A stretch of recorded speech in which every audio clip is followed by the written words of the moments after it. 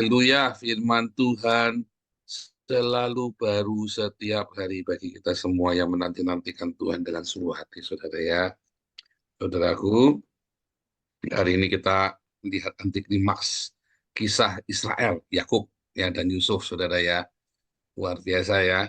Wah, itu kalau saya baca ini tak baca ulang-ulang ya. Ayat pasal 4:4-4-5 ini selalu saya baca ulang-ulang ya.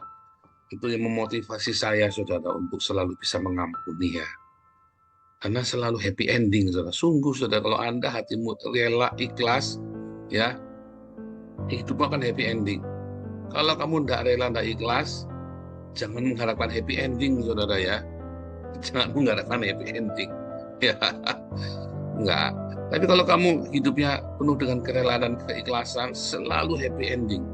Ya, selalu berakhir dengan pasal 4445 itu, saudara ya.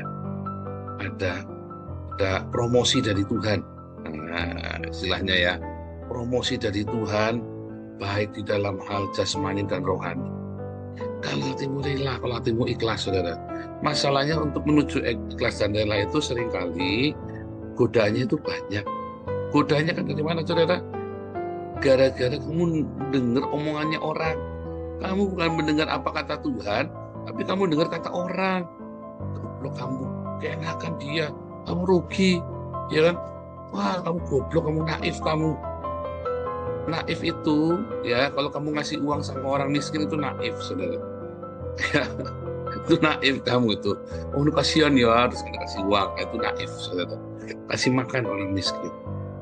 Naif itu, ya, kalau kamu, ya, percaya sama orang, masalah uang, lalu tidak mau hitam putih, saudara. Oh, karena dia ini kan hamba Tuhan.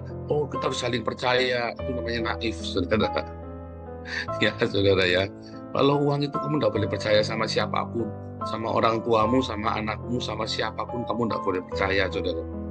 Karena apa? Supaya jangan nanti ribut. Supaya kamu tidak percaya karena kamu mencintai mereka. Kamu tidak mau kehilangan mereka. Itu makanya mendingan kita urusan yang beres masalah uang. Kalaupun dia nanti mengingkari, yang penting kamu sudah tahu kamu yang benar, dia salah. Jangan karena eyel-eyelan saling merasa benar karena nggak ada buktinya. Tapi kalau ada buktinya dan adikmu tetap kamu nggak mau mengembalikan, yang penting ada buktinya ya. Kamu nggak mau mengembalikan apa-apa. Itu, saudara, hatimu lega, puas, rela.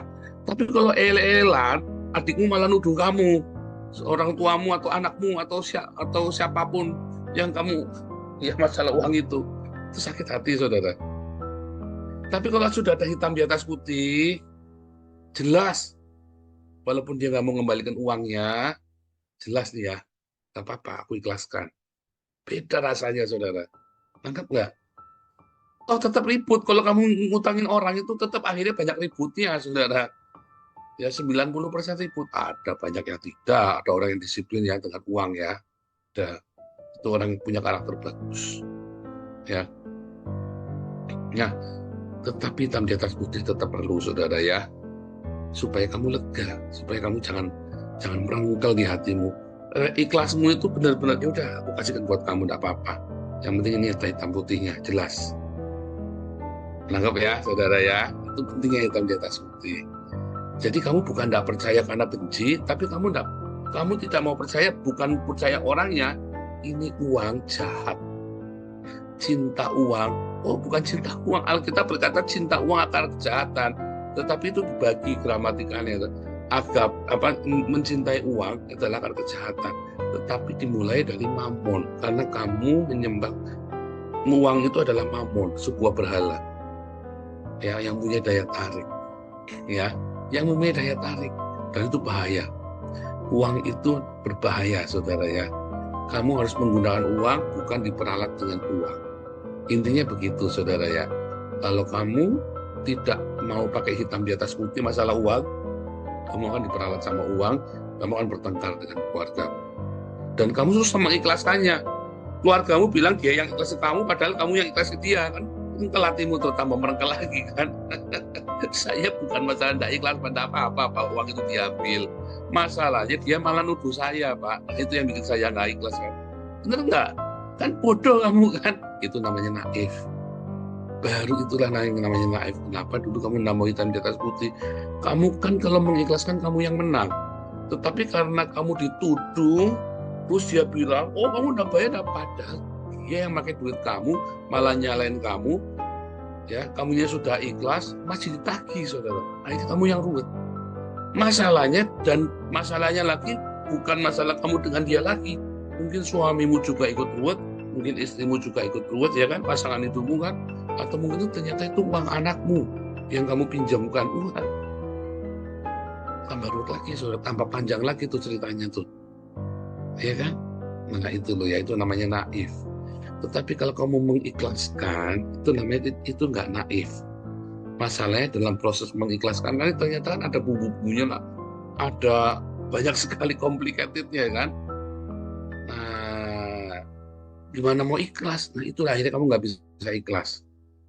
Mau ikhlas tapi merengkel, ya. Kalau masalah selingkuh malah gampang, masalah duit malah pusing, saudara. Masalah selingkuh ikhlas itu gampang, masalah duit yang ribet, saudara. Ya, saya ngomong ini berdasarkan pengalaman saya sendiri. Jadi semua yang saya ngomong, saudara ya, ini bukan saya omong kosong. Ya, apa yang dulu saya lewatin semua, salahnya di mana? Setiap hari saya introspeksi, saudara ya. Saya salahnya di sini nih. Aduh, harusnya begini, harusnya begitu. Semua, ya saudara ya. Lalu saya mengamati punya orang. Habis punya orang saya amatin, saya bikin kesimpulan. Ya, makanya saya bisa share sama Anda. Kenapa kita bisa sulit untuk merelakan? Kenapa kita sulit untuk mengikhlaskan? Karena kita terjebak di dalam satu pusaran fakta, satu pusaran realita, sehingga nggak real lagi, sehingga kamu bingung mau mengikhlaskan. Masalahnya kebenarannya kita belum tahu, ya kan? Mau mengampuni, kalau aku tak ampuni, aku malah dijeblosin ke penjara, ya kan? Kompleks, saudara. Kalau Anda ikhlaskan, kalau ditanya sama polisi misalnya, ya ada uang, kamu dituduh menipu.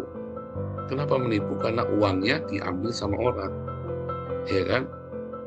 A menuduh kamu nipu, padahal uangnya diambil sama B, sedangkan B ini adalah temannya A. Lalu kan ditanyain, kenapa ketika uangnya diambil sama B, kamu tidak lapor polisi? Kan bingung, karena saya mau mengampuni dia, Pak. Nah, maka kamu kudu kembalikan ke A. Karena nggak mau kembalikan, kamu dipenjara sama si A. Itulah contohnya uang, sehingga kamu nggak bisa ikhlas kan. Sehingga mau nggak mau kamu harus melaporkan si B ke polisi. Dan ketika melaporkan, si B pasti ngelawan. Akhirnya timbullah kemarahan, kebencian. Anggap nggak, saudara ya? Makanya kalau masalah uang itu spesial. Spesial sekali, saudara ya. Kamu harus benar-benar berhati-hati. Karena untuk ikhlas masalah uang, bukan masalah jumlah uangnya, tapi masalah prosesnya itu loh, saudara, yang berbahaya. Ya itu satu, saudara ya. Masalah uang, warisan, harus jelas. Warisan juga begitu kan, warisan kan. Makanya lebih baik lepaskan sekalian. Jangan sentuh. Begitu kamu masuk, ribut, saudara. Lepaskan, siapa yang ngurus? Udah kamu percaya sama dia, kamu nggak dikasih, kamu ikhlaskan buat dia. Beneran, saudara, ketika kamu ikhlaskan, dia mungkin curang. Curang, oh banyak curangnya. Begitu kamu lepaskan masalah warisan, yang ngurus itu, ngelihat duit kok, saudara. Kalau tak bagi, saya dapat 1 miliar saja. Kalau nggak dibagi, saya dapat 3 miliar, utang saya lunas, saya punya warisan buat anak saya. Ya, dia pikir cara itu putar, saudara, supaya, oh ini masuk ini ya, ini masuk situ ya. Nah, kalau sudah begitu, ikhlaskan saja, saudara. Supaya apa? Supaya cintamu itu jangan dicemari. Kelihatan iman-iman 1 miliar ya, Pak. 1 miliar itu tidak cukup untuk bertengkar. Mau 1 miliar, paling 10 miliar ya, Pak. 10 miliar tidak cukup, saudara, untuk membeli nyawa saudaramu. Ya kan? Kira-kira kalau saudaramu mati, saudara ya. Nah, mendingan saudaraku mati, Pak. Nah, disitulah berarti kamu sama-sama masuk neraka. Disitulah kamu sebenarnya menunjukkan bahwa kamu juga ternyata belum lahir baru. Hati-hati loh saudara. Dari setiap peristiwa hidup kita, kalau kita mau jujur, itu sebenarnya menunjukkan bahwa kita ini ada di mana, di pihak surga atau di pihak neraka, saudara. Jadi setiap peristiwa respon-respon, Anda belajar introspeksi ya, kalau ada sesuatu, Anda belajar merespon. Ketika meresponnya salah, kamu tahu bahwa kamu ada di pihak neraka atau di pihak. Nah, itu saudara. Kalau saya mau belajar jujur sih ya, saudara ya. Saya belajar jujur, kalau salah ya sudah salah gimana. Naif Pak? Enggak naif, karena saya mengejar. Karena saya mengejar sesuatu yang lebih mulia daripada sekedar harga diri dan salah benar. Daripada salah benar dan harga diri atau uang, ya sejak 2014 itu saya mengerti, saya akan kejar surga. Apapun yang terjadi Tuhan, jangan lepaskan aku dari tanganmu. Syaratnya kata Tuhan, kamu juga jangan keluar dari tanganku. Iya kan? Anda juga jangan keluar dari kasih karunia itu. Karena nanti hasilnya happy ending buat kamu. Ya kan? Sehingga kok hati yang rela itu nggak jadi kompleks, nggak jadi complicated. Anda complicated karena mau merelakan sesuatu jadi complicated karena Anda yang bikin sendiri. Responmu makin salah, makin complicated.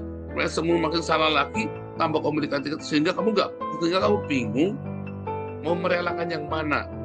Ya sudah, relakan semuanya, terus kamu kalah. Dan sanggup nggak kamu kehilangan semuanya? Akhirnya kehilangan semuanya, karena responmu makin salah. Makin urusan lagi, makin dalam lagi, makin ditambah lagi masalah bertumpuk. Masalah yang tadinya cuma masalah pinjam uang, akhirnya jadi masalah lain-lain lagi, saudara ya. Wah, tambah macam-macam lagi. Bisa gebuk-gebukan, bisa macam-macam lah, macam-macam ya. Akhirnya nanti ya 4 kali lipat masalah itu, respon-respon itu ya. Akhirnya mau memutuskannya jalan satu-satunya cuman kamu tekad datang, kamu yang minta maaf, padahal kamu yang nggak salah. Tapi dia merasanya kamu yang salah karena ada respon-respon berikutnya.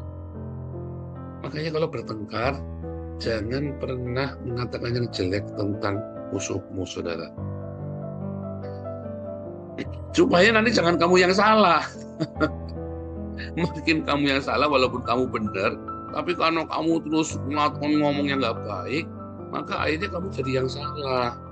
Akhirnya kan kamu yang harus minta maaf, padahal kamu yang benar, dia yang salah asalnya. Akhirnya kamu yang harus minta maaf, dan kamunya nggak mau minta maaf. Dia salah gimana sih? Nah iya, tapi kan setelah itu kan kamu yang salah. Akhirnya ribet. Cara satu-satunya untuk bisa berdamai, kamu yang minta maaf. Kompleks kan? Kompleks sekali. Saya alami juga. Makanya saya selalu nasihati Anda kalau bertengkar, ya kalau Anda berkonflik, kan nggak mungkin kita nggak punya konflik dengan orang. Selalu ada konflik. Tutup mulut, jangan katakan yang jelek tentang lawanmu, saudara. Siapapun dia, apalagi kalau itu keluargamu, itu suamimu, anakmu, ya istrimu, keluargamu sendiri, mertuamu. Diam, saudara. Jangan katakan yang tidak baik.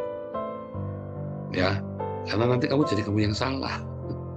Jadi kalau kamu tetap diam, kamu respon dengan cinta, kamu nanti, bahkan ketika kamu asalnya kamu yang salah ya, semesta akan membela, ya. Kan selalu apa, saudara? Kalau kita responnya benar, saudara, kalau rela, itu happy ending, promosi dari surga, baik promosi jasmani, baik promosi rohani, musuh-musuh pun diperdamaikan denganmu, sehingga segala sesuatunya menjadi indah pada waktunya. Ya, itu yang namanya segala sesuatu menjadi indah pada waktunya. Tuhan Yesus memberkati.